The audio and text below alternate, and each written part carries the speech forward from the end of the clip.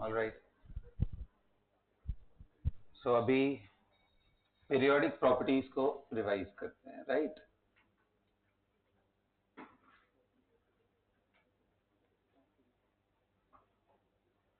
अच्छा देखो, ये पीरियोडिक प्रॉपर्टीज समझना तब है पहले हम पीरियोडिक टेबल को जान लेते हैं, राइट। एंड देखो, जब से एलिमेंट्स डिस्कवर होना स्टार्ट हुए, जैसे कुछ एलिमेंट तो ऐसे हैं जिनके बारे में कोई रिटन डॉक्यूमेंटेशन नहीं है कि वो कब से नोन है।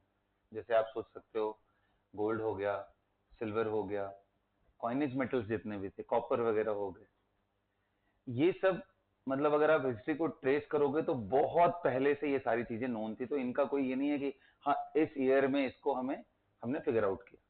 पता नहीं कब से लोगों को इसके मेटलर्जिकल प्रोसेस पता थे कि ऐसे करेंगे तो ये बन जाएगा, और ये बड़ा स्ट्रांग होता है, इसको हम इस तरीके से यूज करते हैं।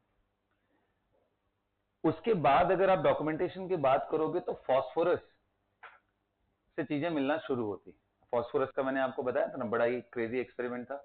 गोल्ड की तलाश में मैं अभी भूल रहा हूं नाम साइंटिस्ट का, उन्होंने गोल्ड ढूंढते ढूंढते उन्हें लगा कि जो यूरिन है स्लाइटली गोल्डन येलो कलर होता है, उन्होंने पूरा कलेक्ट करके पूरा ड्रम का ड्रम इकट्ठा करके उसको ड्राई कराया, एंड ड्राई करने के बाद उसको एक्सटेंसिव हीट ट्रीटमेंट दिया कार्बन के प्रेजेंस में, and they finally got phosphorus. So वहां से शुरू होती है कहानी एलिमेंट्स के डॉक्यूमेंटेशन की। तो चलो वो तो एक चीज था। उसके बाद धीरे धीरे धीरे धीरे फिजिक्स में भी डेवलपमेंट हो रहे थे, तो लोगों को बैटरी बनाना आया, इलेक्ट्रिसिटी के बारे में चीजें पता चली, एंड इलेक्ट्रोलाइटिक डिसइंटीग्रेशन मतलब इलेक्ट्रोलाइसिस करा करके भी चीजों को सेपरेट करना शुरू किया। पहले के अगर आप हिस्टोरिकल चीजों में जाओ तो लोगों को लगता था एयर एक कंपोनेंट है, एयर के अंदर अलग अलग गैसेस हैं, ये जानने में भी बहुत टाइम लग गया, राइट। उसके अंदर ऑक्सीजन अलग कंपोनेंट है, उसके अंदर N2O अलग कंपोनेंट है, अलग अलग तरह के एयर हो सकते हैं, इसके बारे में भी बहुत टाइम लगा। तो सोचो, गैसेस डिफरेंट टाइप्स के होते हैं, इनके बारे में पता करना, एंड फिर सोचो तुम्हारे सामने या सामने रॉक है, उसके अंदर एलिमेंट्स को सेपरेट करना कितना चैलेंजिंग काम है। तो ये सब धीरे धीरे डेवलपमेंट होते गए। तो शुरू में जब एलिमेंट्स इतने नोन ही नहीं थे तो लोग बस सोचते थे अच्छा ये 5-6 चीजें हैं, इनको दिमाग में रखना, फिर क्लासिफिकेशन जैसी चीज कभी आई ही नहीं। लेकिन जैसे जैसे 10-20-50 एलिमेंट्स मिलने लगे, लोगों का इंटरेस्ट और थोड़ा बढ़ने लगा, यार ऐसे तो कोई ना कोई तो इन एलिमेंट्स में भी सिमिलैरिटीज होंगी, कुछ ना कुछ चीजें ऐसी हैं जो इनमें कॉमन होंगी। तो उस हिसाब से अलग अलग साइंटिस्ट ने इनके क्लासिफिकेशन के डायरेक्शन में अपना अपना कंट्रीब्यूशन किया। जैसे आपने नाम सुना होगा, डॉबरिनर ट्रायड का नाम सुना है। तो इन्होंने बताया कि भाई अगर आप इंक्रीजिंग ऑर्डर ऑफ एक एक ग्रुप जो थे उनमें अगर आप एटॉमिक वेट के हिसाब से चीजों को अरेंज करो तो पहला और तीसरे का एवरेज लोगे तो बीच वाले का आ जाएगा, इसी वजह से नाम ट्रायड। और आपको पता है ये बड़ी फालतू चीज है ना, कुछ जगहों तक तो वैलिड हो जाएगी, बाकी पूरे पीरियोडिक टेबल में कहीं नहीं आने वाला है, ठीक है। बट हाँ, उस टाइम पे सोचो ना, उन्हें पता चला, उनको इसी में बड़ा इंटरेस्ट था कि यार चलो एवरेज निकाल निकाल के चेक करते हैं, तो वो सब चीजें गई।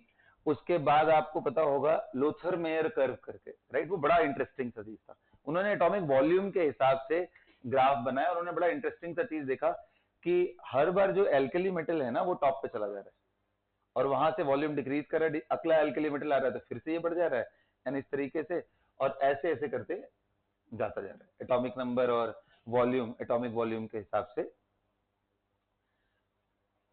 इस तरह से बहुत सारी कहानियां आई, हेलिकल मॉडल भी आया। एट द एंड जो सबसे ज्यादा सीरियसली लोगों ने लिया वो बहुत ही बड़े साइंटिस्ट थे वो, हाँ जी, मेंडलीव, राइट। और उनका कंट्रीब्यूशन बहुत बड़ा माना था, क्योंकि उन्होंने न सिर्फ एलिमेंट्स को कैटेगराइज किया बल्कि ग्रुप्स एंड पीरियड्स के बारे में उन्होंने इंट्रोडक्शन दिया। इतना ही नहीं, उन्होंने सिमिलैरिटीज इन केमिकल प्रॉपर्टीज को पहले दिमाग में रखा। यार ऐसे अरेंज करना है ना कि ऊपर वाला नीचे वाला और उसके नीचे वाला एक जैसे केमिकल प्रॉपर्टीज, एक बेस है तो दूसरे का भी हाइड्रोक्साइड बेसिक हो, ऐसा उन्होंने फिक्स किया। वैलेंसीज इनकी एक जैसी हो कि अगर इसका 1 वैलेंसी है तो दूसरे वाले का भी 1 हो, इस तरीके से उन्होंने कैटेगराइज किया। नेचुरल सी बात है, उस समय नोबल गैसेस नोन नहीं थे, कुछ एलिमेंट्स ऐसे भी थे जो डिस्कवर नहीं हुए थे, तो उन्होंने इंटरेस्टिंगली नोबल गैस के बारे में तो आइडिया ही नहीं था कि ऐसे कुछ एलिमेंट होंगे, क्योंकि वो तो रिएक्ट वैसे भी नहीं करते, तो कहां से निकले, वैलेंसी उसकी कुछ होती ही नहीं है, केमिकल प्रॉपर्टीज क्या ही है।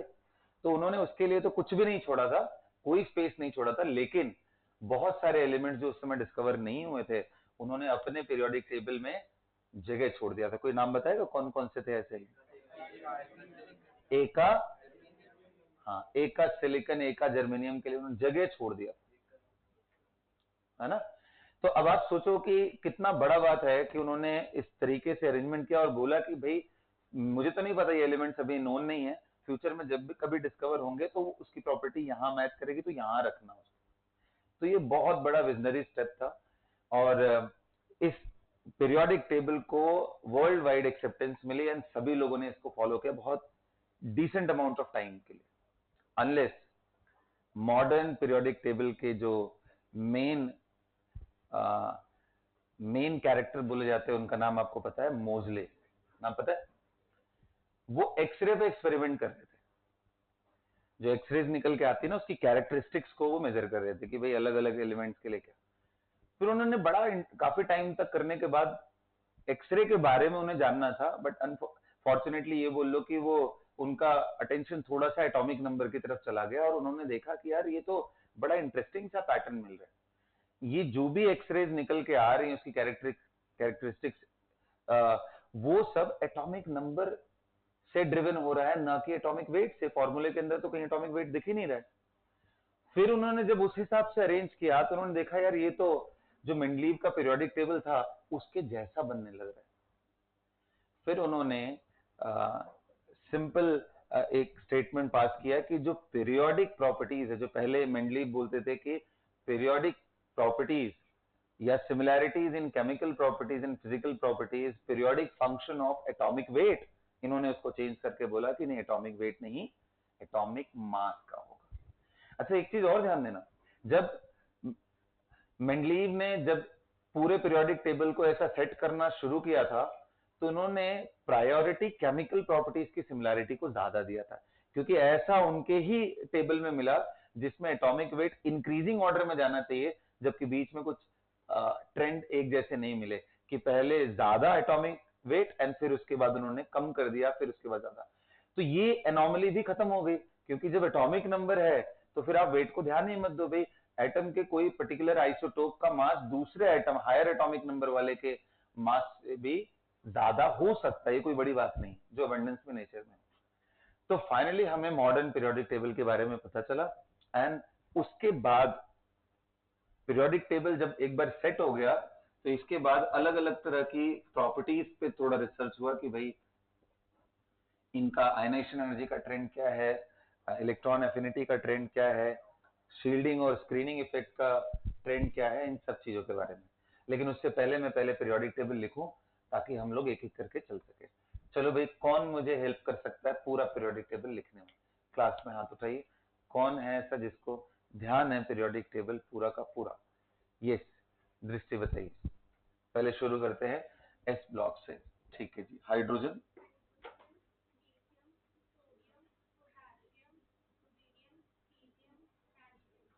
Francium. So hydrogen, lithium, sodium, potassium, rubidium, caesium and francium. Hydrogen को अगर मैं छोड़ दूं तो बाकी एलिमेंट्स को मिला के क्या नाम पड़ता है इनका? Alkali metals. ठीक है बच्चे। इसके बाद सेकंड बताइए, beryllium, magnesium, calcium, strontium, barium and radium. ये दोनों रेडियो एक्टिव है। ये कौन सा है? बेरिलियम को अगर छोड़ दो यहाँ, बाकी सबको एल्कलाइन। बेरिलियम को क्यों हटा दिया गया एल्कलाइन अर्थ में? हाँ, बेरिलियम का ऑक्साइड एम्फोटेरिक होता है, इस वजह से वो एल्कलाइन है नहीं, इसलिए उसको हटा दिया गया। बट अगर ग्रुप 1 की बात करो तो ये सारे ग्रुप 1 में है, ये सारे ग्रुप 2 में। अच्छा बेटा, इसके बाद कैल्शियम के बाद यहाँ बताइए, कैंडियम, येट्रियम, लैंथेनम, एक्टीनियम, पता है सबको? अच्छा, स्कैंडियम के बाद यहाँ आगे titanium, zirconium, hafnium and rutherfordium.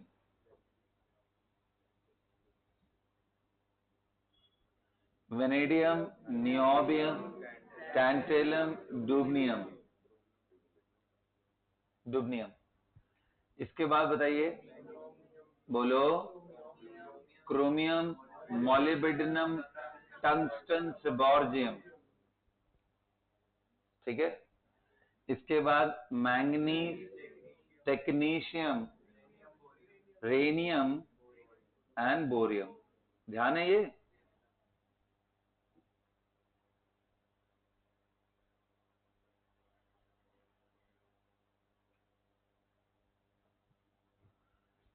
इसके बाद हम आते हैं कौन सा, iron, FeRuOS, iron, ruthenium, osmium and हैसियम।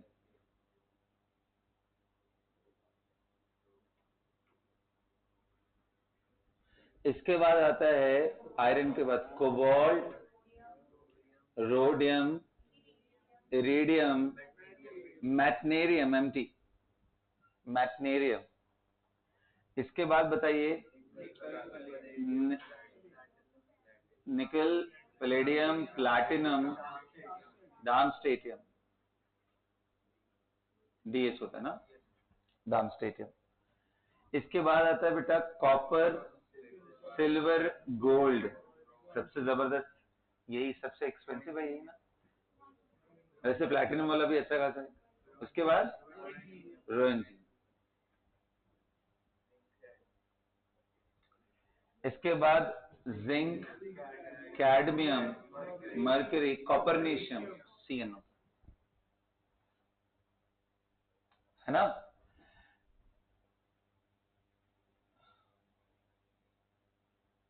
इसके बाद हमारे पास आएगा boron, aluminium, gallium, indium, thallium, nihonium, है ना। चलो भाई, अविराज बताओ।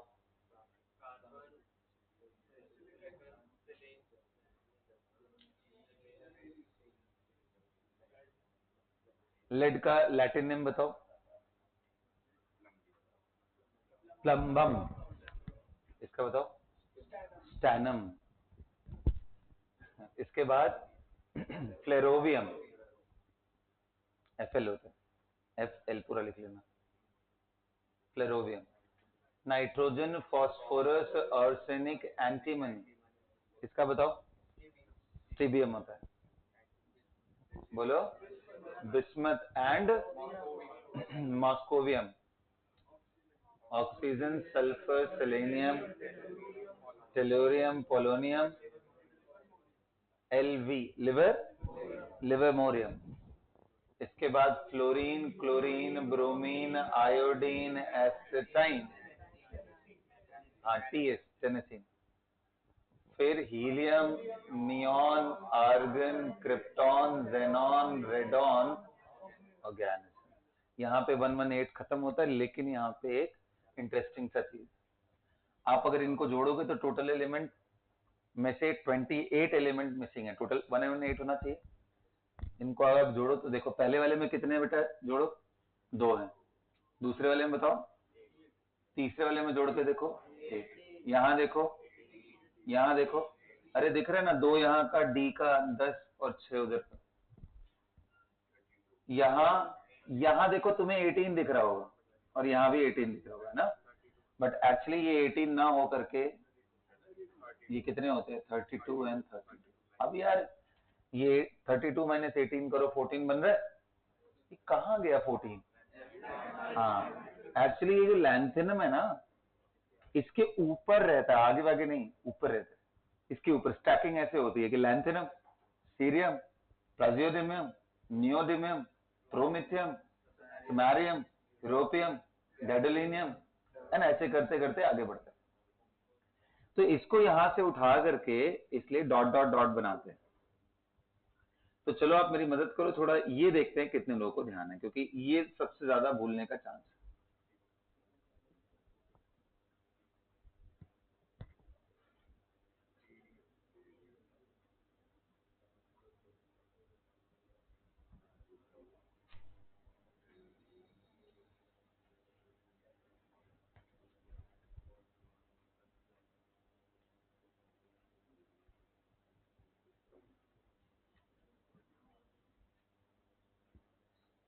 चलिए बेटा, चलिए मैं मदद करो मेरी।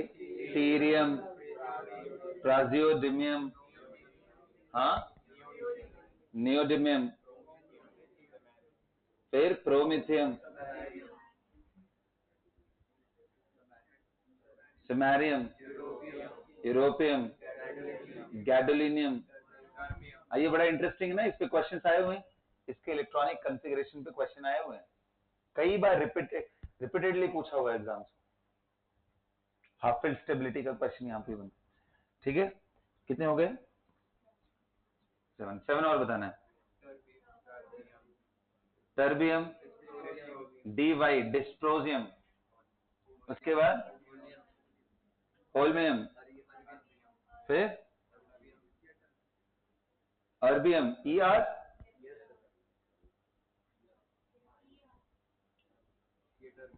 उसके बाद YB, टर्बियम बोलते हैं उसको, ये टर्बियम भी बोल सकते हो, वैसे टर्बियम बोलते, अर्बियम, टर्बियम। ठीक है, एक मिनट,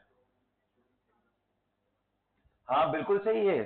ER के बाद थूलियम आएगा, फिर YBN, बिल्कुल सही। यहां पे गड़बड़, TM,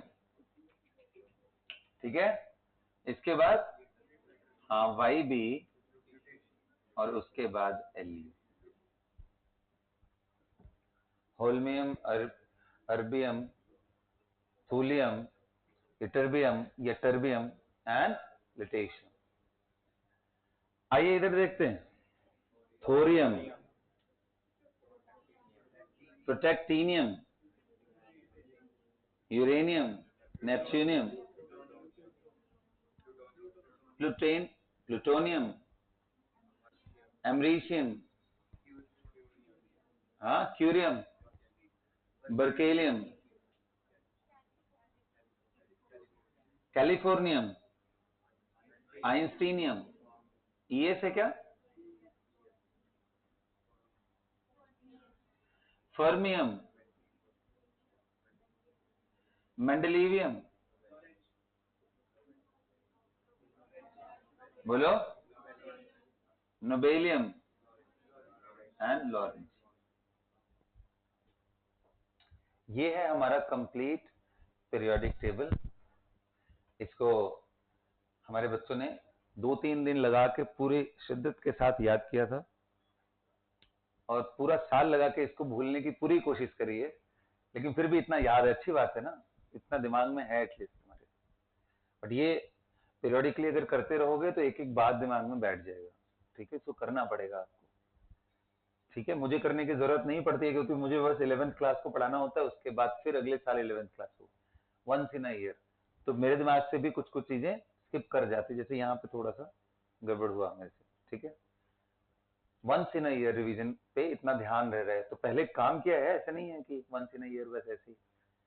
ठीक है, इतना स्ट्रांग मेमोरी किसी का भी नहीं होता है कि एक बार इतना सारा एलिमेंट, वो भी कोई कोरिलेशन नहीं है, ये बड़े डेड से एलिमेंट लगते हैं। व्हाट इज नियोडिमियम क्या होता है ना, कभी नाम सुना ना कुछ, तो ठीक है, इसको बिठाना पड़ता है पहले आपको, बार बार करके बिठा। इन सभी एलिमेंट्स को आप ध्यान रखोगे, सभी को, और इनको तो यार अफोर्ड भी नहीं कर सकते आप भूलना, यहां से यहां तक। ये ब्लॉक ब्लॉक F भी है हमारे पास इस बार पढ़ने के लिए, DNF ब्लॉक, और 11th में बोरॉन एंड कार्बन होता है, 12th में नाइट्रोजन से लेकर यहां तक।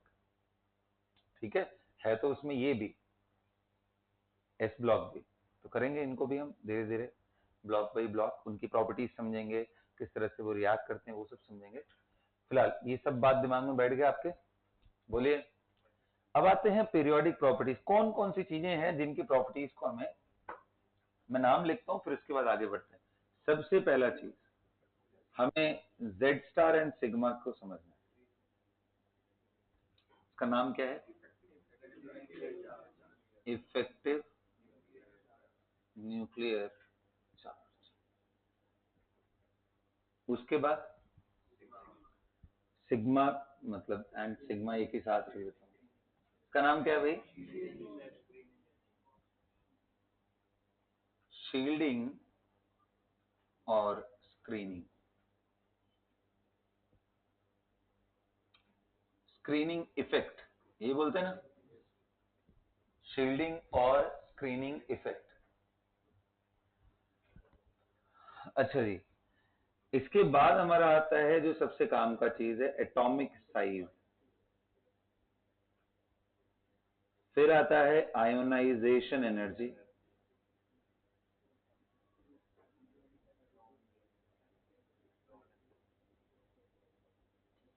फिर आता है delta H ji, electron gain enthalpy and electron affinity. Last part आता है इलेक्ट्रोनेगेटिविटी, जो सबसे इंपॉर्टेंट है केमिकल बॉन्डिंग जैसे टॉपिक को समझने के लिए। इलेक्ट्रोनेगेटिविटी तो आपको एकदम याद रहना चाहिए यार ना, दो second period and third period का तो पूरी तरीके से दिमाग में रहना चाहिए, हाइड्रोजन का रहना चाहिए, ताकि हम छोटे छोटे क्वेश्चंस जो भी बनते हैं उनको आराम से हैंडल कर सके। देखूंगा मैं कितना याद है तुम लोग को। फिलहाल अभी इसके आगे बढ़ते हैं। तो ये सब कुछ पढ़ना है, लेकिन पहले मुझे समझाओ सिग्मा एंड जेड स्टार क्या होता है, कौन बताएगा मुझे? What is sigma and what is Z star? हाथ उठाओ, बताओ। इन सब के बिना केमिस्ट्री पढ़ना अधूरा है बेटा, ये सब दिमाग में रहना चाहिए जी। हाँ बोलो जपनीत, बताओ बताओ।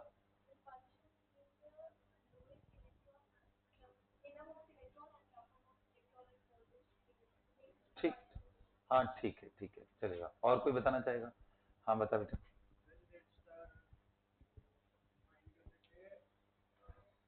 हम्म, सिग्मा माइनस है, हाँ ठीक है, कोई ठीक है। विख्यात बताएगा कुछ, बता।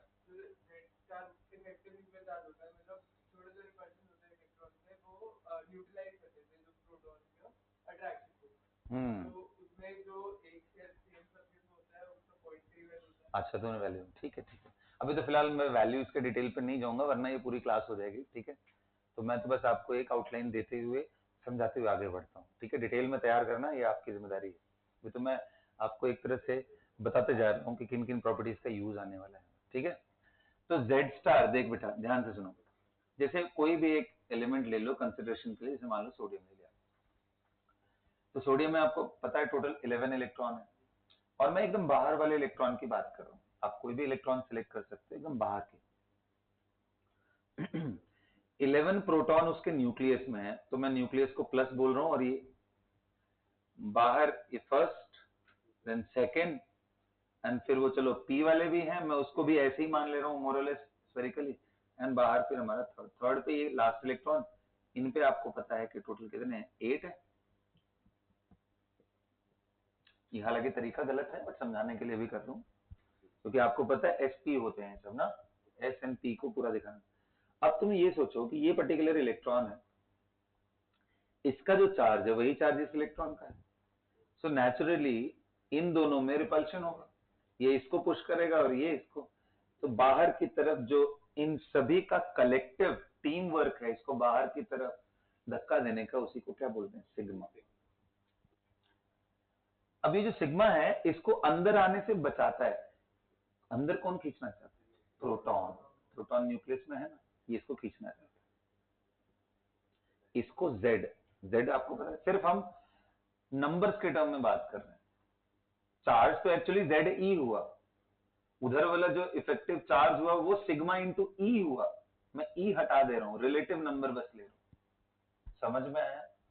So this is representing nuclear charge, and this is representing collective team work from the inner electrons, charge के ही टर्म पे। अब लेकिन तुम्हें भी पता है यार, एट द एंड जब तक अंदर की तरफ सेंट्रीपिटल फोर्स लगेगा नहीं, घूमेगा कहां से? तो यानी अंदर की तरफ नेट फोर्स रहना चाहिए, तभी तो फाइनली अगर इस इलेक्ट्रॉन पे देखो, इधर सिग्मा इधर जेड, तो जेड बड़ा होता है, तो जो इफेक्टिव इस पे अंदर की तरफ फोर्स लगता है उसी को क्या बोलते हैं, जेड स्टार। इसकी वैल्यू कितनी होगी, जेड माइनस, इसी का नाम क्या है, इफेक्टिव न्यूक्लियर। और ये क्या है, शील्डिंग। नाम क्यों है आपको पता है, क्योंकि ये शील्ड कर रहा है इसको अंदर आने से, किसके इफेक्ट से कम, किसके इफेक्ट को सप्रेस कर रहा है, न्यूक्लियस के इफेक्ट को सप्रेस कर रहा है, इसलिए शील्डिंग और स्क्रीनिंग इफेक्ट बोलते हैं इसको, ठीक है। अब मैं कुछ छोटे छोटे चीजें आपसे पूछता हूँ, ये बताओ अगर ये Z स्टार ज्यादा हो जाए आपको क्या लगता है साइज पे इसका क्या इंपैक्ट पड़ेगा? ये कम हो जाए तो? अच्छा ये ज्यादा हो जाए तो इलेक्ट्रॉन को अगर आपको आयोनाइज करना हो, उसको निकालना हो, तो टफ होगा या इजी होगा? क्योंकि अच्छे से न्यूक्लियस के साथ जुड़ा हुआ है, तो निकालना मुश्किल हो जाएगा। तो जितना ज्यादा Z स्टार होगा उतना डिफिकल्टी आएगी उसको निकालने में, तो आयोनाइजेशन एनर्जी बढ़ जाएगी। ठीक है। अच्छा Z स्टार अगर अपने इलेक्ट्रॉन के लिए ज्यादा है तो हो सकता है कहीं बॉन्डिंग वगैरह हो रहा हो, तो उसके इलेक्ट्रॉन के लिए भी वो रेसिडुअल फोर्स ही तो है एक तरह से, तो दूसरे के इलेक्ट्रॉन, तो Z स्टार साइज को भी, आयोनाइजेशन एनर्जी को भी, इलेक्ट्रॉन एफिनिटी को भी, राइट, इलेक्ट्रोनेगेटिविटी, सारे चीज को अफेक्ट करता है। बिना इसको समझे तुम कुछ भी नहीं समझ सकते। तो अब बड़ा इंटरेस्टिंग सा है कि चलो सर ये समझ तो गए कि क्या है, लेकिन हमारे लिए अब ये जानना ज्यादा जरूरी है कि ये लेफ्ट टू राइट में क्या होगा एंड ऊपर से नीचे जाने में क्या होगा, यानी पीरियोडिक ट्रेंड क्या है Z स्टार का। लेफ्ट से राइट जाने पे Z स्टार कैसे बढ़ रहा है घट रहा है, पहले वो तो पता चले, फिर हम उस हिसाब से साइजेस को रिप्लिकेट करेंगे। तो ये जिनको नहीं पता है quickly note it down please. हाँ, बहुत जल्दी इसको नोट करो आप। मैं इसके आगे चलता हूँ और पूछता हूँ बाकी भाई कौन समझा सकता है Z स्टार का ट्रेंड क्या है लेफ्ट से राइट जाने पे एंड ऊपर से नीचे जाने पे? कितने लोग? हाँ, आकृति बताइए।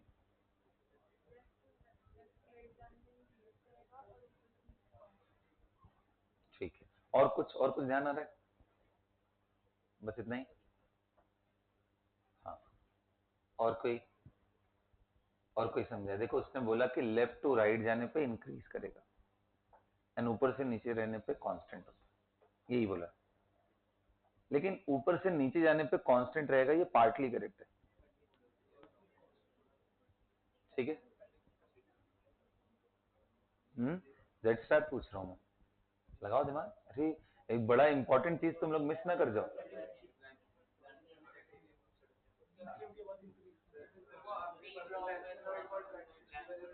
हाँ बिल्कुल सही।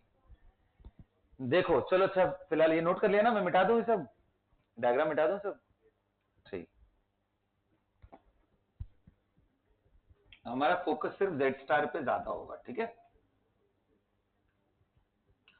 अच्छा अगर आप ध्यान से देखो तो जो फोर्स है, आपने कल फॉर्मूला पढ़ा था कि K product of charge R square. तो अगर मैं यहाँ फोर्स के बारे में, चार्जेस का ही तो ये Z स्टार और सिग्मा चार्ज ही तो है, तो ये K टाइम प्रोपोर्शनल टू, क्या मैं लिख सकता हूं Z star inversely proportional to size. अरे जितना उसका एटॉमिक साइज होगा ये फोर्स उतना ही कम होता जाएगा। इसका इसे स्क्वायर करना चाहिए बट चलेगा, ऐसा कोई दिक्कत नहीं। हमें तो बस देखना है कि बढ़ रहा है उसके साथ या घट रहा है। तो फोर्स Z स्टार के प्रोपोर्शनल और इसके इनवर्सली प्रोपोर्शनल, इसको ध्यान में रखो। अब इसी के हिसाब से हम लोग करेंगे। तो पहले Z स्टार समझते हैं। ठीक है। लेफ्ट टू राइट जाने पे देखो, आप जब कॉन्फ़िगरेशन करते हो लिथियम का, तो ये 1s2 2s1, इसका आउटर मोस्ट शेल कौन सा है? 2। आप बेरिलियम करते हो तो 1s2 एंड 2s2, इसका भी आउटर मोस्ट कितना है? आप बोरॉन करते हो बेटा 1s2 2s2 एंड 2p1, इसका भी n का वैल्यू कितना है? 2 ही। मतलब एक पीरियड में पढ़ने वाले आउटर मोस्ट शेल सेम होने वाला। अगर ये बताओ आउटर मोस्ट शेल सेम हो रहा है और इलेक्ट्रॉन उसी शेल के अंदर आ रहे हैं, तो रिपल्शन किसी इलेक्ट्रॉन पे ज्यादा होगा या इनर इलेक्ट्रॉन बढ़ते जाए तो रिपल्शन ज्यादा होगा इस इलेक्ट्रॉन पे? इनर इलेक्ट्रॉन इस जगह पे है तो रिपेल तो ये भी करेगा, बट इसका एफिशिएंसी उतना अच्छा नहीं होगा। इसलिए जब आप लेफ्ट से राइट जाते हो तो न्यूक्लियस के अंदर प्रोटॉन तो एक एक करके बढ़ रहे हैं, बट इलेक्ट्रॉन का रिपल्शन उतना इफेक्टिवली नहीं बढ़ रहा है जितना कि होना चाहिए उसका। इस वजह से जैसे जैसे आप लेफ्ट से राइट जाते हो, प्रोटॉन ज्यादा डोमिनेट करता है एज कंपेयर टू इलेक्ट्रॉन का रिपल्शन। और जब प्रोटॉन का अट्रैक्शन ज्यादा डोमिनेट करे, रिपल्शन कम, तो जेड स्टार ग्रेजुअली इंक्रीज करेगा लेफ्ट से राइट जाने पे। तो ये पॉइंट आपको याद रहना चाहिए। When we move from left to right in a period, Vinayak, Z star gradually increases, क्योंकि इलेक्ट्रॉन बढ़ रहे हैं, प्रोटॉन भी बढ़ रहे हैं, एक एक नंबर में दोनों बढ़ रहे हैं।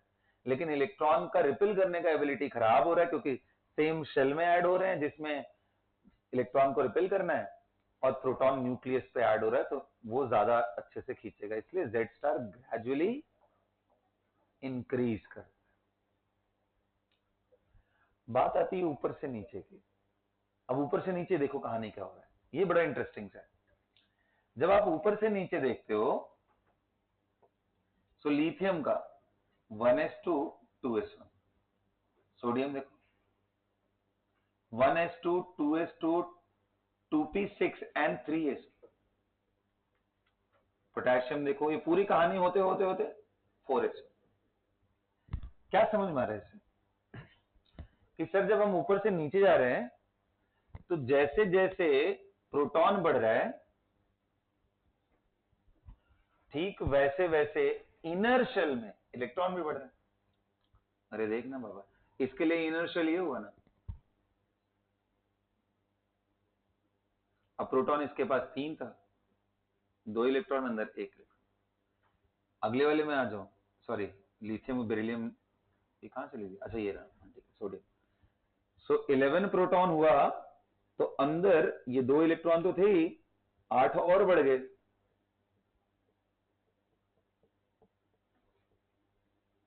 और फिर बाहर एक और। तो अब बताओ, इस इलेक्ट्रॉन के लिए इनर शेल के इलेक्ट्रॉन भी बढ़ रहे हैं और ये भी बढ़ रहे हैं, तो जितना पावर इनका रिपेल करने का होगा, मोरलेस प्रोटॉन का अट्रैक्टिंग पावर भी होगा, तो ये दोनों एक दूसरे को कैंसिल कर देते हैं। थोड़ा बहुत सिर्फ लिथियम से सोडियम तक थोड़ा इंक्रीज ऑब्जर्व होता है, क्योंकि वो दोनों पास पास है। उसके अलावा नियरली कांस्टेंट होता है। स्लेटर रूल से हम लोगों ने निकाला था वैल्यूज। अभी वैल्यूज के टर्म में नहीं जाऊंगा, अभी तो बस आपको एनालिटिकली समझा रहा हूं।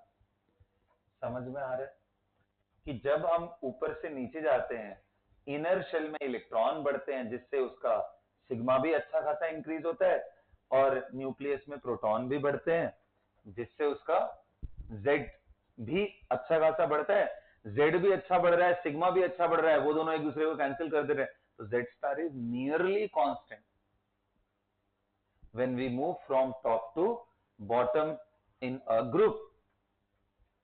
लेकिन ये कहानी कहां तक सही है, फर्स्ट, सेकंड, थर्ड।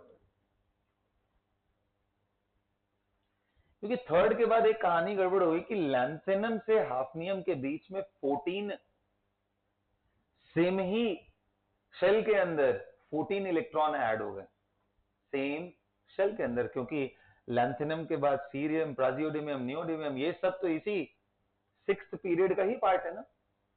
ये पीरियड नंबर अगर मैं बोलूं, तो ये फर्स्ट था, ये सेकंड था, ये थर्ड था, ये फोर्थ था, ये फिफ्थ, ये सिक्स्थ, ये सेवंथ। बोलो, तो 6th पीरियड के अंदर थर्ड ग्रुप के बाद सब्सटैंशियल गैप हो जाता है लैंथेनम से हाफनियम जाने में, 14 प्रोटॉन का। और क्योंकि इलेक्ट्रॉन सेम शेल में ऐड हो रहे हैं, इसलिए उनका इफेक्टिव रिपेल करने की एबिलिटी कम है as compared to electron proton के खींचने की एबिलिटी। इसलिए जेड स्टार में सडन जंप होता है लैंथेनम से हाफनियम तक। देखो, लैंथेनम से cerium small jump, here to here small, लेकिन ये सब जोड़ते जाओगे स्मॉल स्मॉल स्मॉल, तो यहां से यहां के बाद सब्सटैंशियल जंप। इससे क्या फर्क पड़ेगा, जो हम कौन सा स्ट्रॉन्सियम से यट्रियम जाने पे हम देखते हैं कि साइजेस थोड़ा सा साइज तो डिक्रीज हो रहा है, क्योंकि जेड स्टार बढ़ता है। यहां से यहां जाने पे थोड़ा ही डिक्रीज हो रहा है साइज, यहां से यहां जाने में एक बड़ा जंप हमें देखने को मिलता है, जो एक्सपेक्टेड है उससे कहीं ज्यादा। क्यों? क्योंकि इसलिए इसको क्या बोलते हैं, लैंथेनॉइड कॉन्ट्रैक्शन। और इसका इफेक्ट सिर्फ लैंथेनॉइड कॉन्ट्रैक्शन तक ही लिमिटेड नहीं है, क्योंकि ये जेड स्टार इतना बढ़ गया, आयनाइजेशन एनर्जी भी बहुत ज्यादा बढ़ जाएगा। अरे जो आयनाइजेशन एनर्जी इसका था उससे कहीं ज्यादा, और इतना फर्क पड़ जाएगा कि अभी मैं पीरियोडिक ट्रेंड आपको दिखाऊंगा, उसमें बहुत डिस्टर्बेंस क्रिएट करता है।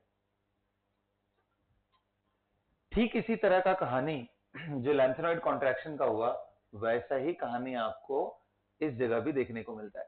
देखो मैग्नीशियम के बाद हम एल्यूमिनियम जाते हैं, एक प्रोटॉन और एक इलेक्ट्रॉन का गैप, लेकिन कैल्शियम के बाद गैलियम जाते हैं तो ये 10 के 10 प्रोटॉन अंदर उसी आउटर मोस्ट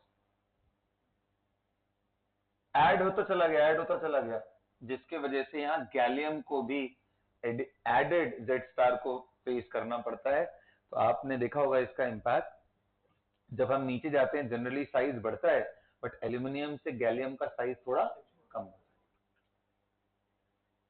है ना। और लैंथेनॉइड कॉन्ट्रैक्शन थैलियम का तो हाल ऐसा है कि आयनाइजेशन एनर्जी इसका काफी ज्यादा बढ़ जाता है, बोरॉन के बाद सेकंड हाईएस्ट आयनाइजेशन एनर्जी इस ग्रुप का इसी का होता है, उसके बाद आता है गैलियम, सब बिखर गया इसमें, फिर aluminium and aluminium and indium. इसलिए ये बोरॉन फैमिली एटॉमिक साइज के लिए भी, आयनाइजेशन एनर्जी के लिए भी सबसे ज्यादा इंपॉर्टेंट है, क्योंकि सबसे ज्यादा एनॉमली यही, इलेक्ट्रोनेगेटिविटी भी बड़ा अजीब सा यहां पे है। आप देखोगे electronegativity generally down the group decrease करते हैं, यहां पहले डिक्रीज करेगा फिर इंक्रीज कर जाता है। इसलिए most electro positive in boron family is aluminium, least electronegative और मोस्ट इलेक्ट्रो पॉजिटिव। आ रहा है मेरा बात दिमाग में, समझ में आ रहा है पूरा अच्छे से? तो इस चीज को अच्छे से बिठा के रखोगे तो ये बात आप लिख लेना, थर्ड ग्रुप के बाद sixth period and onwards Z star का सडन जंप होता है because of these lanthanoids and actinoids. इसलिए लैंथेनॉइड कॉन्ट्रैक्शन।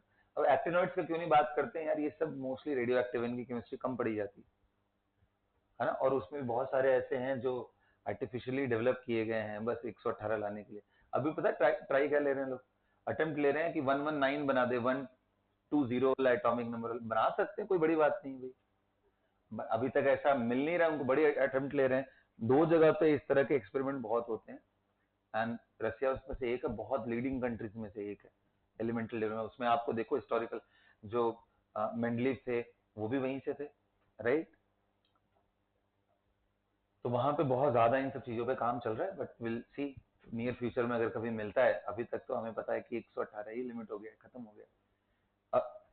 प्रैक्टिकली वो पॉसिबल नहीं हो पा रहा है, बट ट्राई करेंगे, क्या मालूम हो जाए भाई। ऐसा कोई कहीं पे रूल नहीं है कि इतने ही एलिमेंट हो सकते हैं, 118 ऐसा कोई रूल नहीं है, ठीक है। अभी हमारे लिए बस इतना है, और ये वाले ग्रुप को, मतलब ये वाले पीरियड को बहुत ज्यादा नहीं ध्यान देना है। हाँ, तो इसलिए मैं बोल रहा हूँ six period lanthanoid contraction important है हमारे लिए, ठीक है। यहाँ तक क्लियर हो गया, जेड स्टार का वेरिएशन क्लियर हो गया।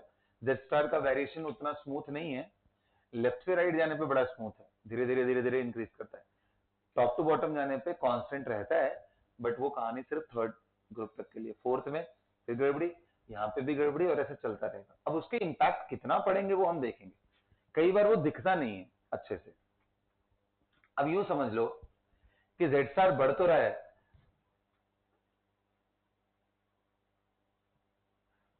जैसे यहां इंपैक्ट आया वैसे यहां पे भी इंपैक्ट आएगा, तो लेकिन साइज में देखोगे तो कार्बन से ज्यादा सिलिकॉन का है, सिलिकॉन से ज्यादा जर्मेनियम का, इससे ज्यादा साइज में कोई इंपैक्ट ऐसा देखने को नहीं मिलेगा।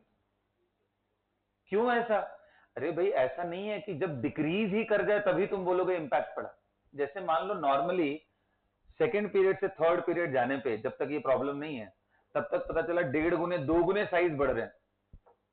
जेड स्टार का इंपैक्ट आने से मार्जिनल इंक्रीमेंट होगा बस, कि भाई अब 2 गुना नहीं बढ़ा, 5% बढ़ा बस। तो इंपैक्ट तो तब भी डाल रहा है, वो तुम्हें दिख नहीं रहा है कि हाँ यार ये डिक्रीज कर गया। डिक्रीज तो कर ही रहा है वो, जितना आप एक्सपेक्टेड साइज है उससे कम ही लेके आ रहा है। तो दिमाग में बैठ गया Z star left to right increases and ऊपर से नीचे जाने पे डिक्रीज। अब चलो एक एक करके बात करते हैं, एटॉमिक साइज पे बात करते हैं, फिर मैं आपको कुछ सवाल दूंगा करने के लिए।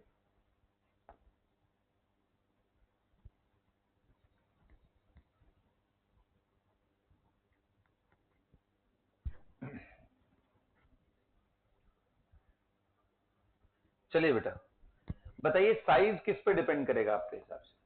साइज है क्या? न्यूक्लियस से आउटर मोस्ट इलेक्ट्रॉन की जो एवरेज डिस्टेंस, हम यही होता है ना साइज। सबसे बड़ी प्रॉब्लम क्या है, क्या आप एटॉमिक साइज बता सकते हो थ्योरेटिकली? नहीं सर, हमारे पास कोई एक्सप्रेशन नहीं, कोई ऐसा एक्सप्रेशन नहीं है, कोई ऐसा फॉर्मूला नहीं है जिससे हम ये बता पाए यहां से यहां का डिस्टेंस कितना है ना। बोर थियरी में तो फिर भी ऑर्बिट वगैरह का चीज पॉसिबल था।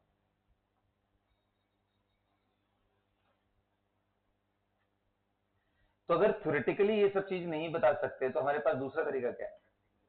प्रैक्टिकल एक्सरे डिफ्रैक्शन से हम इनके सॉलिड स्टेट का डिफ्रैक्शन पैटर्न लेते हैं, वहां से दो न्यूक्लियस के बीच का डिस्टेंस निकालते हैं। बट दो न्यूक्लियस के बीच का डिस्टेंस निकालने में जरूरी नहीं है कि आपको ये जस्ट टच करने वाले कंडीशन में हो सकता है दोनों बॉन्डेड ना हो तो उनके बीच में थोड़ा डिस्टेंस ज्यादा होगा, हो सकता है दोनों अच्छे से बॉन्डेड हो तो जो हम डिस्टेंस निकाल रहे हैं ये डी, वो हमारा d/2 करने से ये डिस्टेंस आ रहा है जो कि एक्चुअल उसके रेडियस से थोड़ा कम है, और ये जो निकाल रहे हैं d अगर d/2 कर दूं तो उनके एक्चुअल रेडियस से थोड़ा ज्यादा है। ये सब प्रैक्टिकल तरीके हैं निकालने के, बट हाँ कम से कम चलो थोड़ा ज्यादा थोड़ा कम समझ में आता है, बट एक आइडिया तो लगेगा साइज का। इसके लिए एक्सरे डिफ्रैक्शन कराते हैं।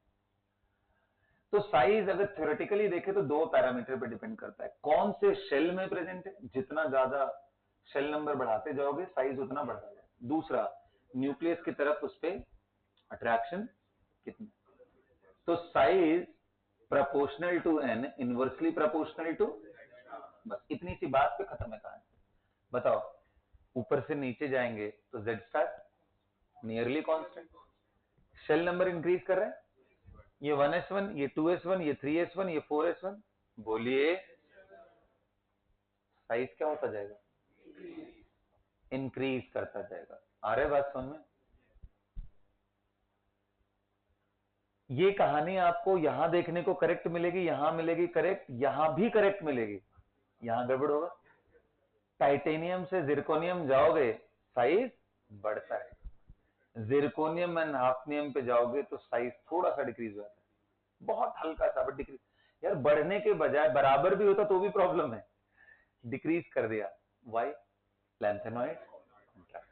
आया इंपैक्ट समझ में? ऐसे करते हो लैंथेनॉइड कॉन्ट्रैक्शन।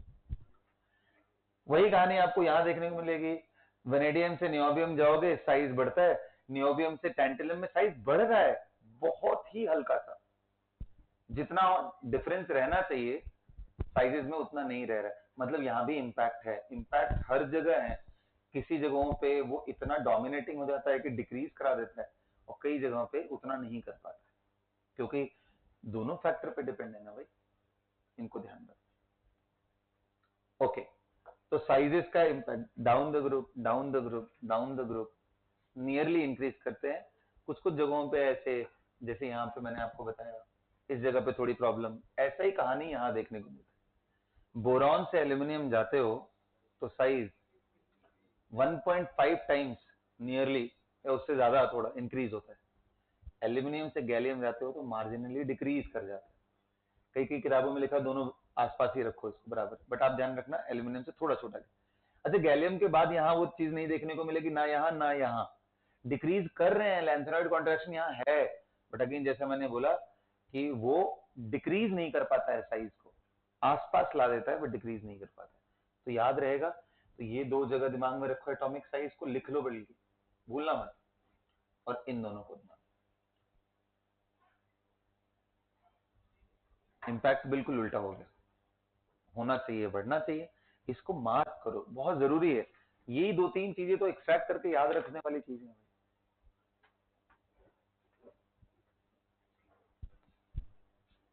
करो अच्छे से, ये सारे पॉइंट्स अच्छे से लिखो, भूलना मत।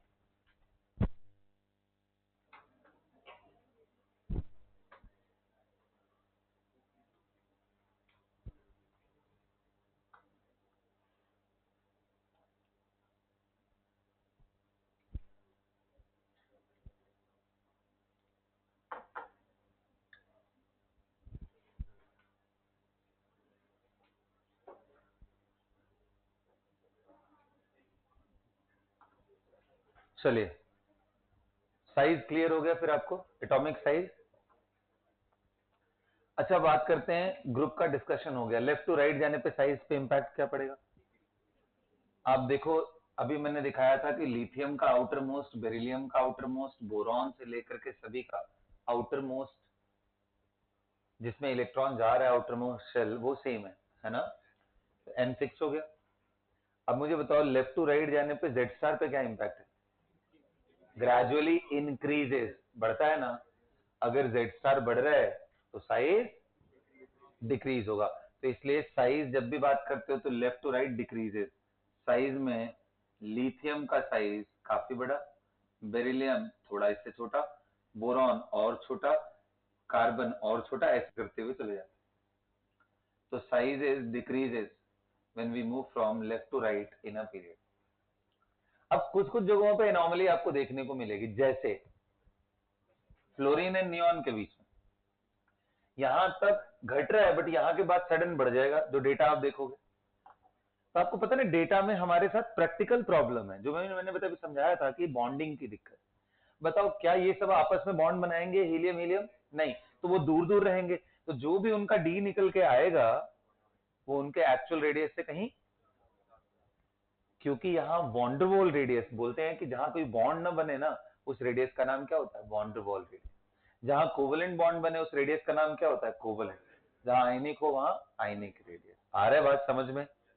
तो वॉन्डरवॉल रेडियस काफी बड़ा होता है, क्योंकि वो नॉन बॉन्डेड स्पीशीज के बीच में देखा जाता है, इस वजह से वो वैल्यू नेचुरली ज्यादा है। तो इसलिए ये नहीं सोचना कि लेफ्ट टू राइट गए तो यहाँ क्यों बढ़ गया। इसलिए बढ़ गया क्योंकि वहां हमारे पास प्रैक्टिकल डेटा जो ऑब्जर्व करते हैं हम, वो वॉन्डरवॉल होता है। बाकियों के केस में एक्चुअल बॉन्डिंग होती है, वहां नॉन बॉन्डेड का है, यहाँ इस वजह से वो बढ़ जाता है। आया बात समझ में? कुछ मेटल्स वगैरह में भी आपको तो डी ब्लॉक जब मैं पढ़ाऊंगा ना तो थोड़ा आपको दिखाऊंगा, कुछ कुछ जगह जैसे FeCO है ना, ये जो रेंज है यहाँ आपको दिखेगा लगभग कांस्टेंट ही हो गए। तो वो जो प्रैक्टिकल डेटा होता है ना, उसमें जैसा मैंने बोला बॉन्डिंग कितना अच्छा है उस पर डिपेंड करता है। इस वजह से यहाँ पे जो भी थोड़ी बहुत चेंजेस आएंगे वो सब प्रैक्टिकलिटीज की वजह से आएंगे, बॉन्डिंग की वजह से आएंगे। थ्योरेटिकली तो सभी का लेफ्ट टू राइट जाने पे क्या होना चाहिए? डिक्रीज। आया बात समझ में सभी को? चलिए, तो साइज के बारे में क्लैरिटी अगर आपको हो गया तो एक सवाल लिखिए, मैं देखूं क्या करते हो आप लोग। Arrange the following in increasing order of, arrange the following in increasing order of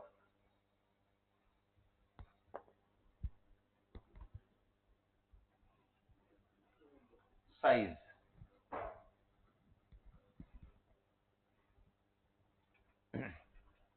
कौन सा दे रहा हूं मैं आपको? दे रहा हूं आपको Na plus, Mg2 plus, O2 minus, F minus, ये बस 4 दिए मैंने।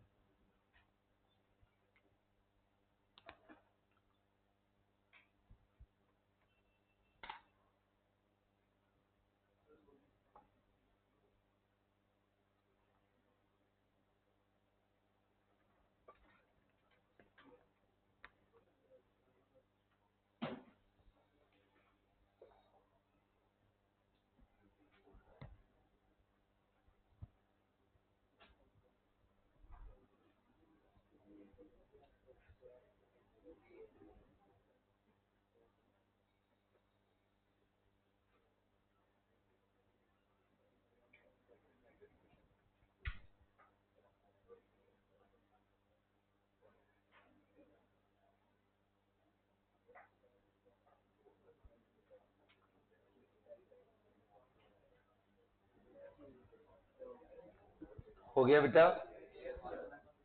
बताइए, आपको क्या कुछ खास बात दिखाई दी इनमें? सबके इलेक्ट्रॉन सेम है। देखो, ऐसे स्पीशीज को क्या बोलते हैं?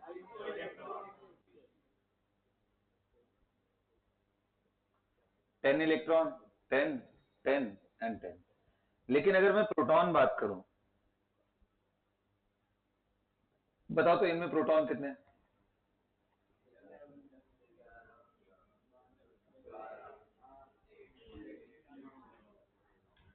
एक बात बताओ, अगर इलेक्ट्रॉन सेम हो तो आउटर मोस्ट के लिए सिग्मा सेम हो जाएगा क्या? 10 है तो कंफिग्रेशन करोगे तो 1s2, 2s2, 2p6, सभी का कंफिग्रेशन यही आएगा, तो सभी के आउटर मोस्ट के लिए एक जैसा एनवायरनमेंट क्रिएट होगा, होगा या नहीं? तो सभी का सिग्मा क्या हो गया? कांस्टेंट। सभी का शेल नंबर भी क्या हो गया? कांस्टेंट। साइज डिपेंड करता है इस पे एंड इसके उल्टा जाता है। बताओ, सिग्मा फिक्स है, जेड तो सबसे ज्यादा किसका है? मैग्नीशियम। तो जेड स्टार का ऑर्डर क्या होगा? सबसे कम किसका? फिर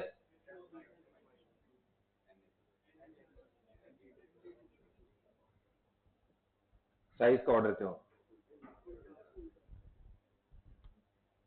हाथ उठाओ, कितने लोग का सही हुआ? बहुत बढ़िया है, तो दिमाग में है तुम्हारे। ठीक है, बाकी एक छोटा सा क्वेश्चन बताओ। मैं तुमसे बोलूं iodine, iodine plus and iodine minus में किसका साइज ज्यादा होगा? हाँ, जैसे जैसे आप इलेक्ट्रॉन बढ़ाओगे सिग्मा बढ़ जाएगा, जेड स्टार कम हो जाएगा। प्लस डालोगे तो छोटा हो जाएगा।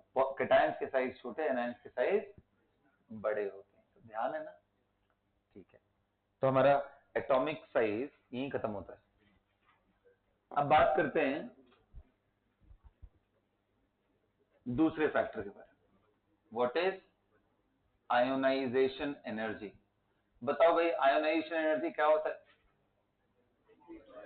जैसे मैं आपको बोलूं कि भाई देखो, नाइट्रोजन में या ऑक्सीजन में, या for now you can consider sodium, इसमें इतने सारे इलेक्ट्रॉन हैं।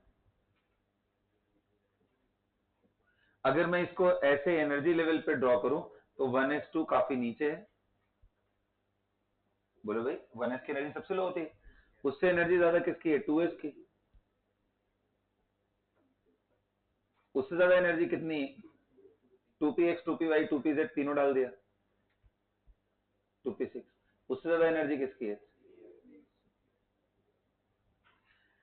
मुझे बताओ, आयनाइजेशन जब आप बोलते हो कि सोडियम से सोडियम प्लस बना रहे हैं, इसका थोड़ा डिक्टेट करो, इसका मतलब क्या है? इसी प्रोसेस को क्या बोलते हैं? गलत। इस प्रोसेस को आयनाइजेशन बोलते हैं। जब आप gaseous atom, isolated gaseous atom से इलेक्ट्रॉन निकालते हो ना, उसको आयनाइजेशन बोलते हैं। पहला इलेक्ट्रॉन निकाल रहे हो तो IE1, दूसरा निकालोगे तो IE2, तीसरा निकालोगे तो IE3। मुझे पहले ये समझाओ, पहला निकालने का मतलब मैं निकालू किससे? इससे निकालू या इससे या इससे या इससे? आउटर मोस्ट, क्योंकि इसको निकालना सबसे आसान है, इसको निकालना तो मतलब निकलने वाला सबसे बाहर वाला है ना? बोलो भाई।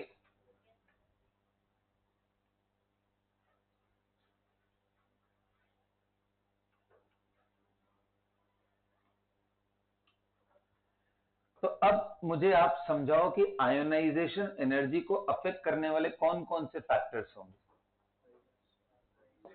तो सबसे पहला तो आपको दिख रहा होगा साइज, एंड दूसरा दिख रहा होगा जेड स्टार, क्योंकि फोर्स किसके प्रोपोर्शनल होता है? जेड स्टार चार्ज के इनवर्सली प्रोपोर्शनल किसके है? साइज। तो जितना स्ट्रॉन्ग फोर्स उतना डिफिकल्ट होगा निकालना,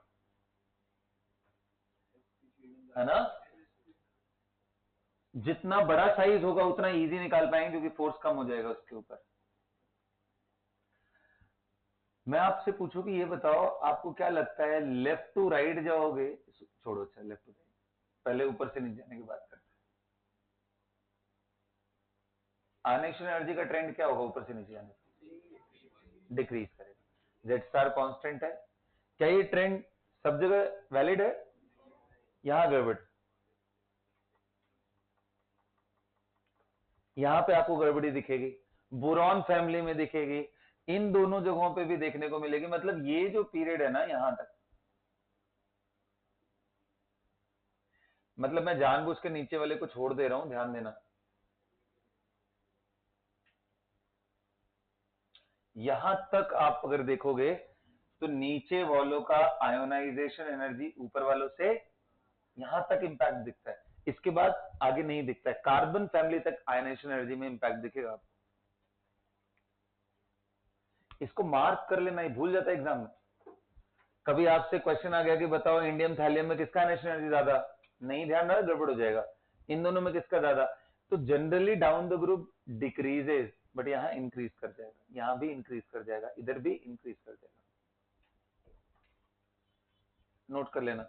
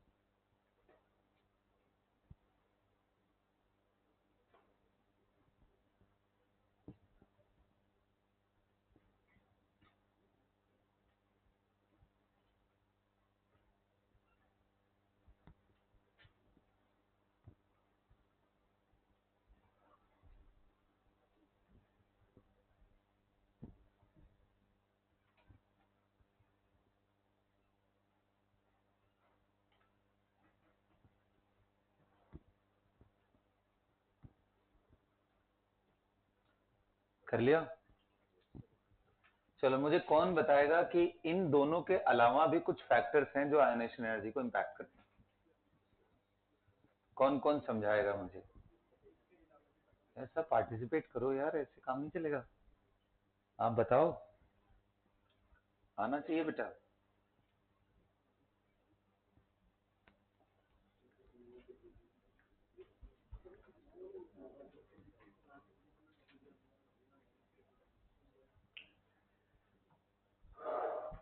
बताओ, नाम क्या है? हाँ ऋषिका, हाँ ऋषिका बोलो। अच्छा, और देखो शील्डिंग का ही इंक्लूसिव, जेड स्टार इंक्लूसिव है ना उसके, it is equal to Z minus sigma, तो वो अपने आप में लिया हुआ है। तो when we are saying Z star, understood है वो। इसके अलावा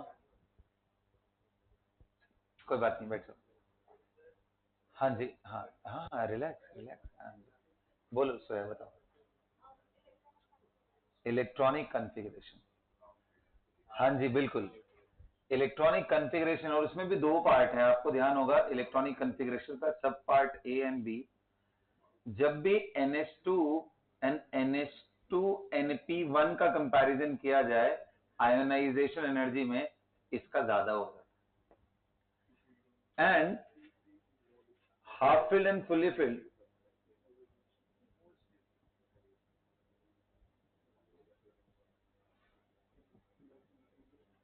electronic configuration are relatively more stable. So उनसे इलेक्ट्रॉन निकालना थोड़ा डिफिकल्ट होगा। P3, P6, D5, D10, F7 है, F14, इनसे इलेक्ट्रॉन निकालना थोड़ा नेचुरली फुली फिल्ड। अरे अभी तुम बात समझो, ये इतना छोटा सा चीज नहीं है।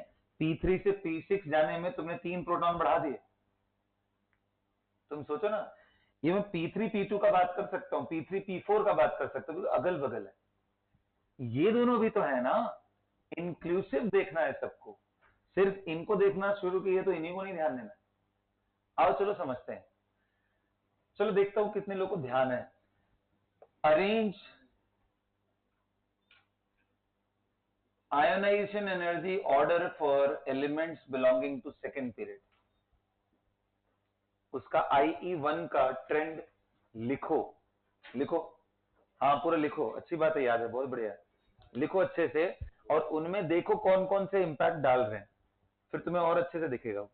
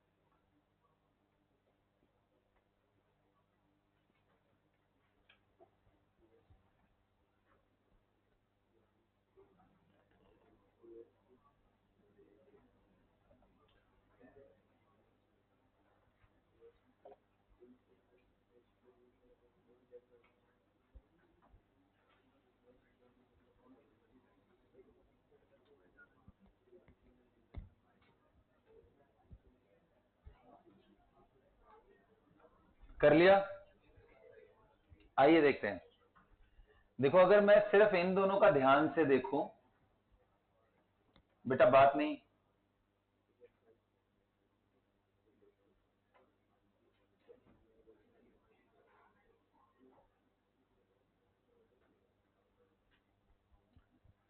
तो देखो लेफ्ट टू राइट जाने पे साइजेस डिक्रीज करते हैं, तो आयनाइजेशन एनर्जी इंक्रीज करेगा, साइज घटेगा तो आयनाइजेशन एनर्जी बढ़ेगा।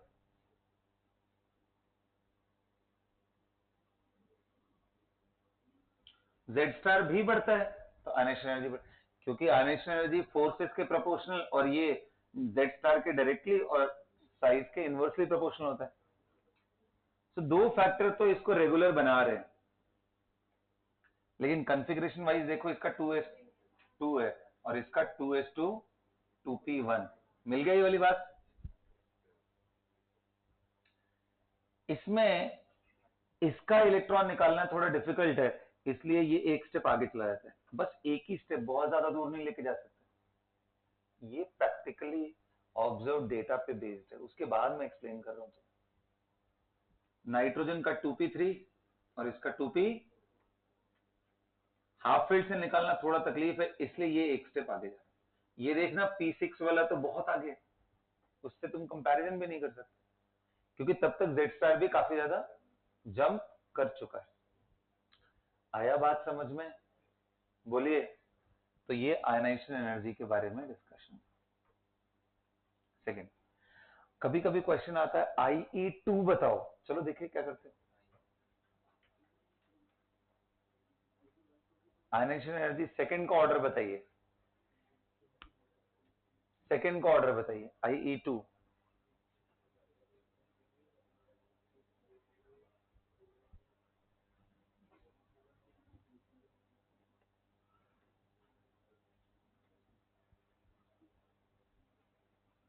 यहाँ पे एक बहुत बड़े पॉइंट आएगा, अगर तुमने दिमाग में होगा तुम्हारे, तो ठीक है।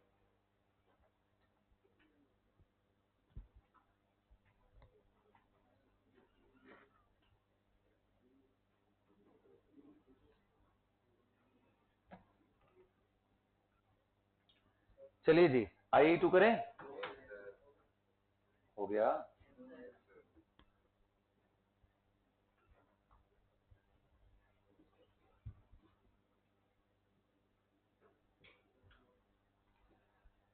कितने लोग ये समझ रहे हैं सर IE2 करने से पहले इसका पहला इलेक्ट्रॉन तो निकालना ही पड़ेगा? पहला इलेक्ट्रॉन निकाल के देख लेते क्या बना। ये क्या बन गया? बेरिलियम प्लस क्या बन गया? बोरॉन क्या बन गया? कार्बन क्या बन गया? Nitrogen 2p2, oxygen 2p, fluorine 2p, and neon 2p plus plus plus बना। फिर हम देखते हैं साइज। तो बेटा साइज में ध्यान दो, ये फर्स्ट शेल से इलेक्ट्रॉन निकलने वाला है और यहां सब में इनका n इज इक्वल टू इसका, तो साइज सब्सटैंशियली डिप करता है, इसलिए आयोनाइजेशन एनर्जी सब्सटैंशियली इंक्रीज करता है, इतना ज्यादा कि शेल चेंज हो जाए ना कभी भी तो 4-5 गुना बढ़ना कोई बड़ी बात नहीं, 4 to 5 टाइम्स इंक्रीज इतना ज्यादा होता है कि ये सबसे ही ज्यादा चला है। ये कितने लोगों ने सही किया? Lithium have the highest second ionisation energy in second period. But बढ़िया, ये बात ध्यान है तो मतलब तुम्हें सारी बातें क्लियर है। सबसे आगे करो लिथियम को, कर दिया IE2 का ऑर्डर। उसके बाद तो आते जाओ यार, ये नियॉन एंड फिर इन दोनों में ये आगे बढ़ जाएगा, और ये वाली जो कहानी थी मैंने समझाया था, इसमें बोरॉन आगे बढ़ जाएगा, खत्म हो गया क्वेश्चन। मतलब सबसे आखिर में आएगा बेरिलियम, फिर आएगा कार्बन, फिर बोरॉन, फिर नाइट्रोजन, फिर फ्लोरीन, फिर ऑक्सीजन, उसके बाद नियॉन, और सबसे ज्यादा दिस इज IE2। कितने लोगों का सही हुआ पूरा ट्रेन? ठीक है, बढ़िया, अच्छी बात है, बैठ गया ना दिमाग में ये सब चीज। इसके बाद जो सबसे ज्यादा दिक्कत करता है वो है बोरॉन फैमिली। बोरॉन फैमिली बहुत प्रॉब्लम क्रिएट करता है।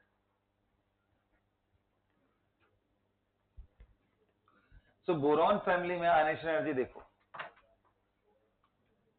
Boron, aluminium, gallium, indium and बस यहीं तक देखेंगे।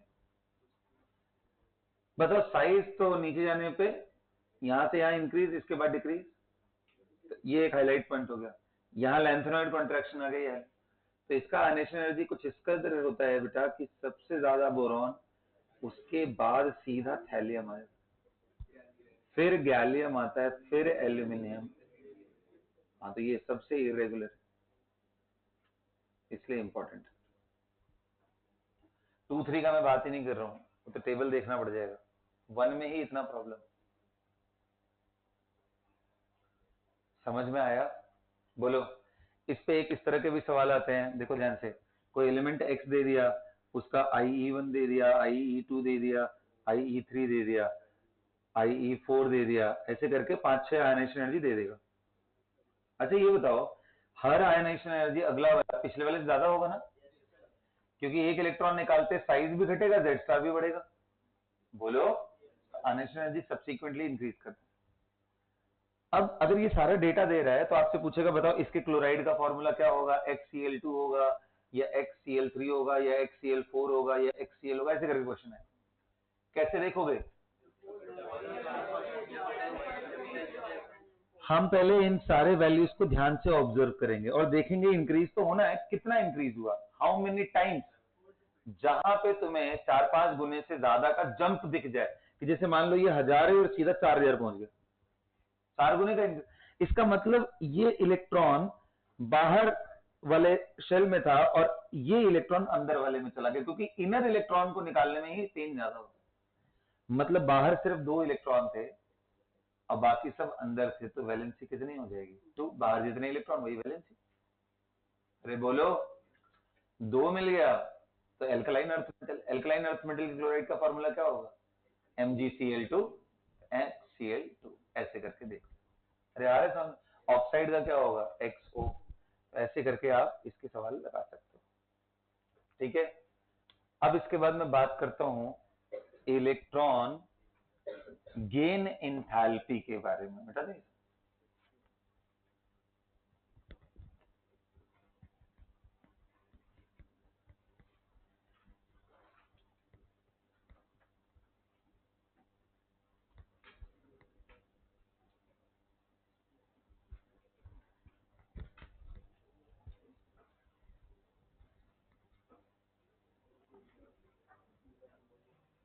बताइए भाई, कौन समझाएगा what is electron gain enthalpy? क्या होता है इलेक्ट्रॉन गेन एंथैल्पी?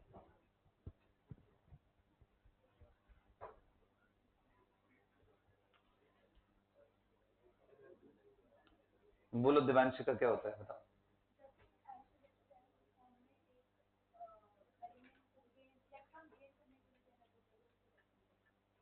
ठीक है, थोड़ा सा चेंज है स्टेटमेंट में, बैठो।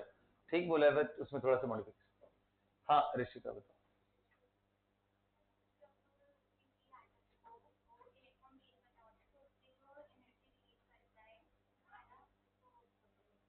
गेन इन, ठीक है बैठो। ठीक है, हाँ लावण्य कुछ बोलना था, बताओ।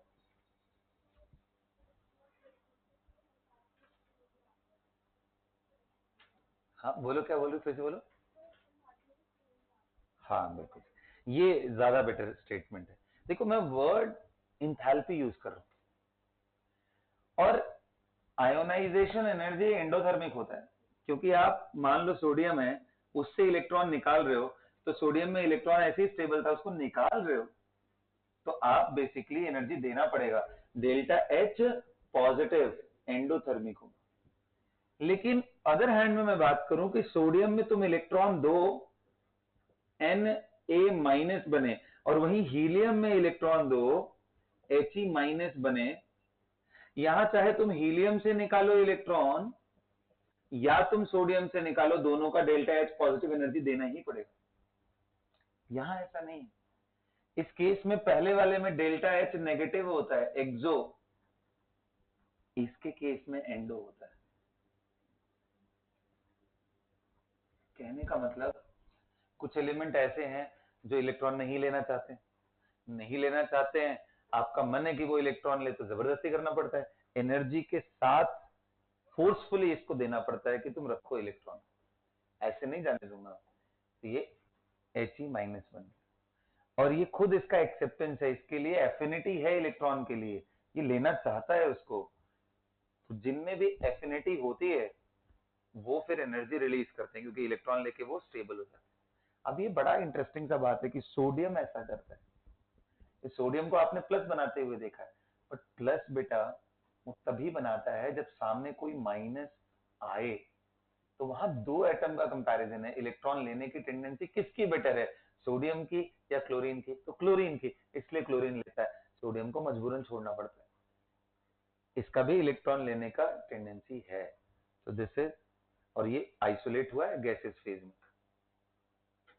ठीक है, तो Na माइनस बन सकता है, He माइनस नहीं बन सकता है, क्योंकि इलेक्ट्रॉन देते ही उसको एनर्जी चाहिए, जैसे ही आप दोगे वो अनस्टेबल है, छोड़ोगे तुरंत निकल जाएगा इलेक्ट्रॉन, समझ गए ना। तो ये एंडोथर्मिक है और ये एक्सोथर्मिक है। इसलिए बोलते हैं कि इलेक्ट्रॉन गेन इंथैल्पी को डिफाइन करना सबसे सिंपल है, it is the enthalpy change when one electron is added to an isolated gaseous enthalpy change. It can be positive, it can be negative. The moment you are going to say energy release करेगा, आप biased हो गए, सिर्फ आप इसको लेके चल रहे, देना पड़ेगा इसको लेके चल रहे, दोनों इंक्लूड नहीं कर पाए। लिखना इस बात को, electron gain enthalpy is the enthalpy change when an electron is added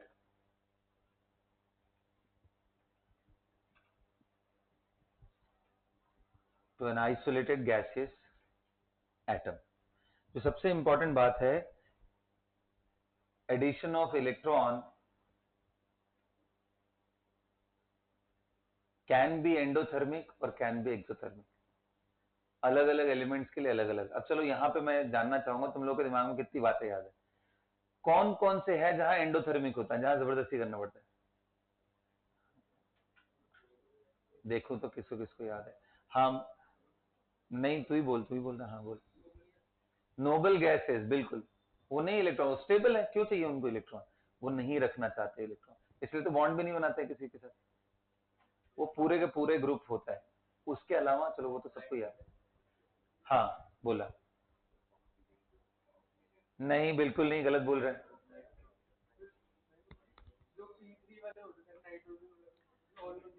नहीं, सिर्फ नाइट्रोजन का होता है, बताया तो था यार, सिर्फ नाइट्रोजन, इन नाइट्रोजन फैमिली सिर्फ नाइट्रोजन ऐसा है जिसका इलेक्ट्रॉन लेने के बाद डेल्टा एच पॉजिटिव होता है, मतलब वो भी नहीं लेना चाहता इलेक्ट्रॉन, नाइट्रोजन भी।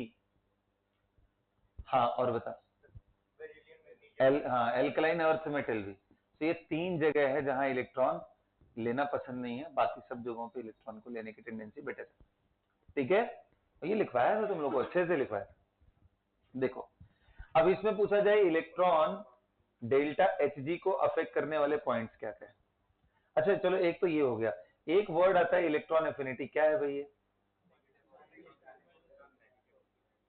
तो बोलते हैं electron affinity is minus time of delta H G at 0 Kelvin. कहने का मतलब जो भी साइन इसका आएगा उसका ठीक उल्टा साइन होगा इलेक्ट्रॉन एफिनिटी का। जनरली इसको इलेक्ट्रॉन वोल्ट में देखते हैं। जैसे बताओ एफिनिटी सोडियम का क्या होगा? पॉजिटिव।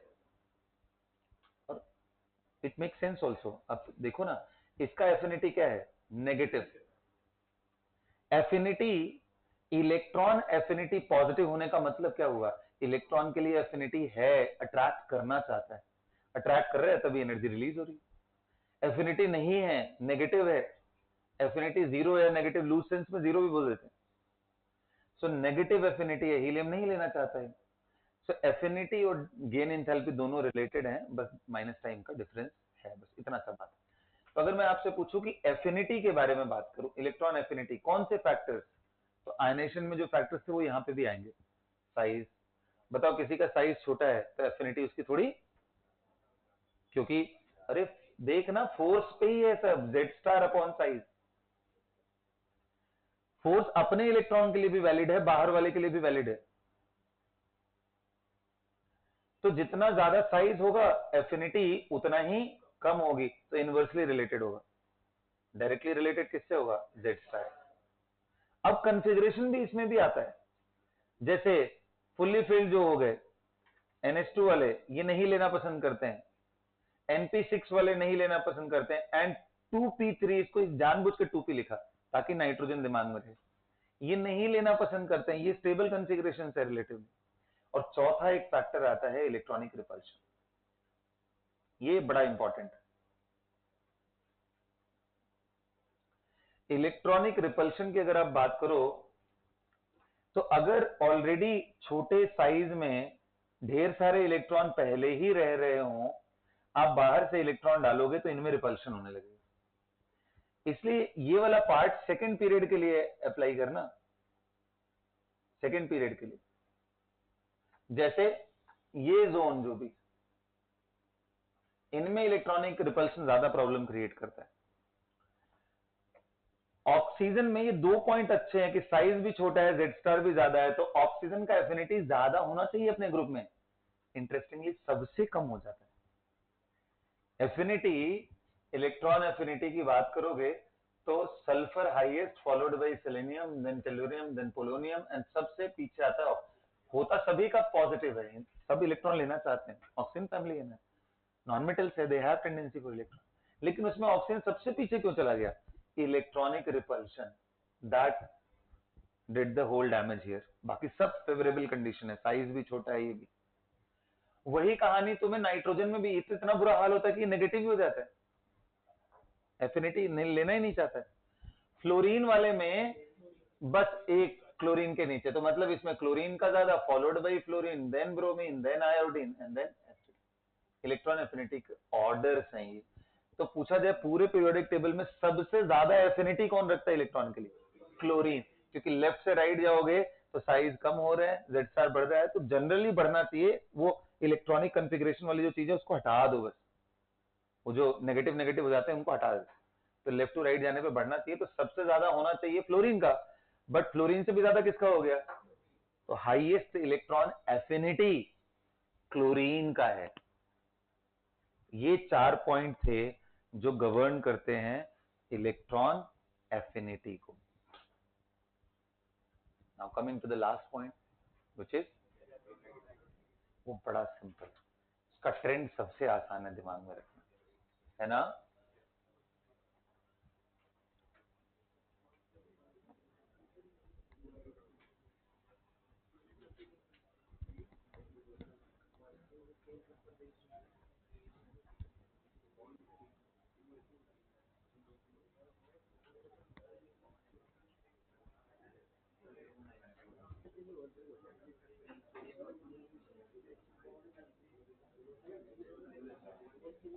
बताइए बेटा, इलेक्ट्रोनेगेटिविटी एंड एफिनिटी में क्या डिफरेंस है, पहले तो ये समझो।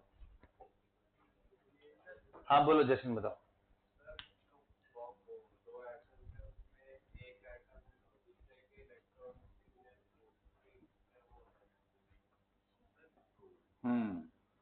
और बताओ,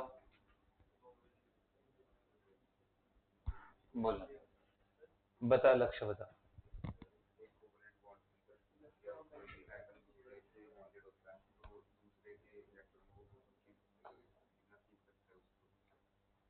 ठीक है, सभी जान रहे हो मोटा मोटी। कहने का मतलब ये है कि देखो इलेक्ट्रोनेगेटिविटी एंड एफिनिटी में डिफरेंस ये है कि affinity is the ability of attracting a free electron जो किसी से बाउंडेड ना हो, उसको अट्रैक्ट करने की एबिलिटी एफिनिटी है। जबकि वहीं H और F के बीच में जो बॉन्ड बन गया हो, इनमें जो फ्लोरीन का इलेक्ट्रॉन है और हाइड्रोजन का इलेक्ट्रॉन है, ये शेयर्ड पेयर ऑफ इलेक्ट्रॉन है।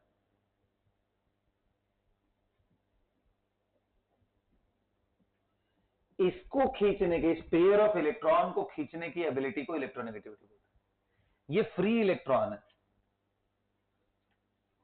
तो एफिनिटी में फ्री इलेक्ट्रॉन चाहिए, और जबकि electronegativity is the tendency of attracting shared pair of electron. मतलब जहां बॉन्ड बन रहा होगा वहीं बात आएगा। बताओ बॉन्ड कौन नहीं बनाता है? नोबल गैसेस, इसलिए वहां इलेक्ट्रोनेगेटिविटी का बात ही नहीं करता। समझ रहे हो ना? बाकी सभी केसेस में हम डिस्कस करेंगे। और एक बात बताओ, जब ये सिर्फ जैसे टग ऑफ वॉर होता है ना, रस्सी पकड़ के खींच रहे हैं, उधर वाले इधर, जिनकी इलेक्ट्रॉन को खींचने की एबिलिटी ज्यादा है उसकी तरफ चले जाएगा, तो शिफ्ट होता है वो। ठीक है, इलेक्ट्रॉन ड्रैग होता है एक जगह से दूसरे तरफ। जैसे H और F है, तो H फ्लोरीन नहीं होता, H से बाउंडेड होता, तो ना तो इस पे कोई चार्ज ना तो इस पे। यहां ये अपनी तरफ इलेक्ट्रॉन खींचता है, जिसकी वजह से इस पे पार्शियल नेगेटिव और इस पे, और यही पावर बहुत ज्यादा हो जाए, गैप बहुत ज्यादा हो जाए, आयनाइज हो जाएगा। जैसे सोडियम फ्लोराइड, ये Na+ ही बन जाता है और ये माइनस बन जाता है, तो आयनिक कंपाउंड हो गए। और ये कैसा कंपाउंड है? Covalent compound. मेरी बात समझ में आ रही है ना? आयनिक एंड कोवलेंट कैसा, ये इलेक्ट्रोनेगेटिविटी डिसाइड करता है। ठीक है, तो ये जो पार्शियल शिफ्टिंग है या कंप्लीट शिफ्टिंग है, ये इलेक्ट्रोनेगेटिविटी के गैप, जितना ज्यादा गैप उतना ज्यादा शिफ्टिंग। आया बात समझ में? इसी से ऑक्सीडेशन नंबर भी निकालते हैं, याद है ना? बहुत सारी कहानियां हैं। तो ये हो गई इलेक्ट्रो। अच्छा, इसमें एक बड़ी अच्छी बात है, अच्छी बात है कि इसमें बहुत सारे पॉइंट नहीं सोचने के लिए। शेयर्ड पेयर ऑफ इलेक्ट्रॉन, इसको खींचने की एबिलिटी देखना है तो साइज देखो उस एटम का और उस एटम का Z star. Electronegativity proportional to, inversely proportional to से। बहुत सिंपल है ये। रिपल्शन क्यों नहीं आया? इसलिए क्योंकि वो उसके शेल में पूरी तरीके से जा नहीं रहा है, उससे दूर ही है, खींचता नहीं हो रही है। तो जब पूरी तरीके से चला जाता है तो इलेक्ट्रॉनिक, तो इलेक्ट्रॉन एफिनिटी में जो इधर उधर की प्रॉब्लम आती है वो यहां देखने को नहीं मिलती। लेकिन Z स्टार जहां जहां गड़बड़ है, साइजेस जहां जहां थोड़ी दिक्कत करते हैं, उन सब जगहों पे प्रॉब्लम आएगा। तो इलेक्ट्रोनेगेटिविटी मैंने तुम्हें याद करवाया था, अलग अलग स्केल है, क्योंकि ये रिलेटिव टेंडेंसी है ना। आप किस जैसे बॉन्ड एनर्जी को मान करके जो स्केल बना था वो कौन सा था? पॉलिंग। और मैंने बोला था वही याद रखना है। चलो पॉलिंग स्केल पे वैल्यूज मैं चाहता हूं कि आपको ध्यान रहे। बताओ,